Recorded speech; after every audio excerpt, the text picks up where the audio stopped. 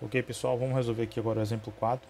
É uma aplicação das leis de Newton, só que agora no contexto de movimento circular. Então, como dito em sala de aula, né, no caso específico do objeto, ele está executando um movimento circular. Esse movimento circular ele surge por conta da ação de uma força centrípeta, né? Eu prefiro chamar aqui de resultante centrípeta, né, para enfatizar que essa força centrípeta não é uma força a mais, né?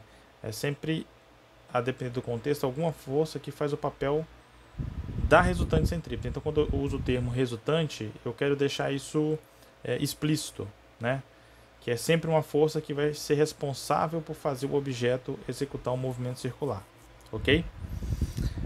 Então, nos próximos exemplos que seguem, eu vou tentar enfatizar isso, né, para deixar o mais claro possível. Eu estou usando o termo força centrípeta porque na maioria dos livros didáticos ele usa essa expressão, mas aqui eu vou tentar sempre chamar de resultante centrípeta para deixar claro que ela não é uma força a mais, assim como uma força peso, uma força normal. É sempre alguma força que vai ter o papel de ser a força centrípeta, certo? De fazer o objeto executar um movimento circular. Tá ok?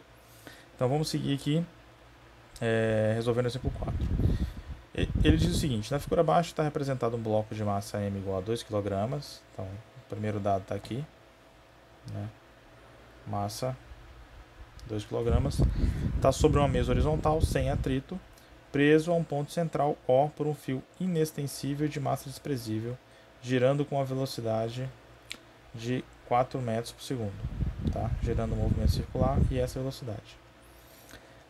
Sabendo que o raio é 0,5 metros, o raio, né, da trajetória, da circunferência na qual ele está descrevendo, determine aí qual que vai ser a tração nessa corda. Tudo bem? Se você for analisar as forças que atuam aqui sobre o bloco, né, pegando essa vista lateral, você vai ter força-peso para baixo, força normal para cima e a tração aqui, ó, na corda. Tudo bem? Força normal e força-peso, no eixo Y não tem movimento, então força normal vai ser igual a força-peso. Tá? Força resultante vai ser zero. Isso te leva a concluir que a força normal é igual ao peso. Tá? Ao longo desse eixo aí, que não é eixo X, eu vou chamar de eixo radial, né? Vem aqui agora para a vista de cima. Na vista de cima a gente vai ter aqui uma tração. Tá? Essa tração que é a responsável por fazer o objeto executar um movimento circular. Tudo bem? Lembra que associado a uma tração a gente vai ter uma aceleração, né? Nesse caso, a gente vai ter uma aceleração centrípeta, né? E a aceleração centrípeta, se você se recorda lá da cinemática vetorial, ela vai ter o papel de mudar a orientação do vetor velocidade. De uma maneira geral, a aceleração, vou colocar aqui, ó, a aceleração envolve a mudança da velocidade, certo? Envolve a variação da velocidade. Essa variação pode se dar pelo módulo da velocidade, né, o valor dela está mudando, seja aumentando ou diminuindo, ou pela sua orientação. Nesse contexto de movimento circular, vocês devem se recordar, né, do conteúdo cinemático vetorial, que este vetor velocidade ele é sempre tangente à trajetória. Então, nesse ponto ele aponta aqui para cima, aqui nesse ponto ele aponta aqui, ó, para a esquerda, aqui nesse ponto para baixo e aqui nesse ponto para a direita. Ele é sempre tangente à velocidade, então o módulo do vetor velocidade não muda, né? Ele é sempre 4 metros por segundo, certo? Como está destacado no enunciado. Porém, a sua orientação, né, para onde ele aponta, está mudando. Se a sua orientação está mudando, significa que tem uma aceleração responsável por essa mudança, né? Que é a aceleração centrípeta, certo? Associado à aceleração centrípeta, né, lembra que a segunda lei de Newton diz: a aceleração é o efeito causado por uma força. A aceleração centrípeta é o efeito causado por uma força centrípeta. Ok? Então, nesse contexto aqui do problema, a força que vai ser responsável por causar uma aceleração centrípeta vai ser a tração. Então, a tração será a nossa força centrípeta. Ok? Então, eu posso resolver esse problema começando assim, né? Primeiro, quando a gente vai coletar os dados, vou resumir os dados aqui na tela.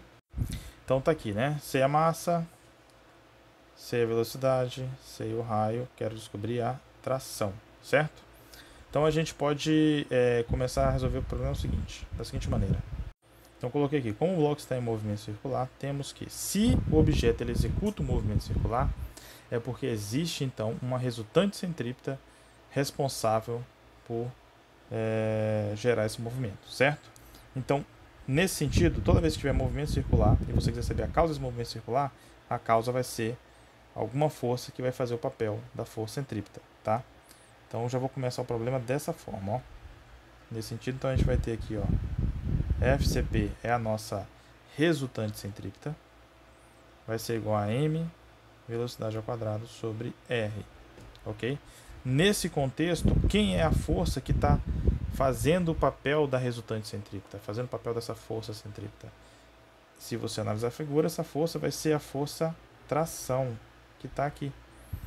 É a tração que está fazendo, que está gerando uma aceleração centrípeta, que por sua vez muda o vetor velocidade, a orientação do vetor velocidade, tá? Então, nesse sentido, quem faz o papel aqui da minha resultante centrípeta vai ser a minha tração. Então, a tração vai ser então a massa vezes a velocidade ao quadrado sobre r. Então, a tração é a massa que vale 2, vezes a velocidade, que é 4 ao quadrado, que divide 0,5. Né? Isso aqui, então, vai dar 4 ao quadrado, 16. 16 vezes 2, 32. 32 que divide meio é a mesma coisa que 32 que divide 1 sobre 2. Isso aqui vai dar 64 newtons. Então, essa é a força que atua sobre o bloco e é responsável por ele executar um movimento circular, ok? Então, um exemplo bem simples, só para poder te situar, né, nesse novo contexto aqui de movimento circular, ok?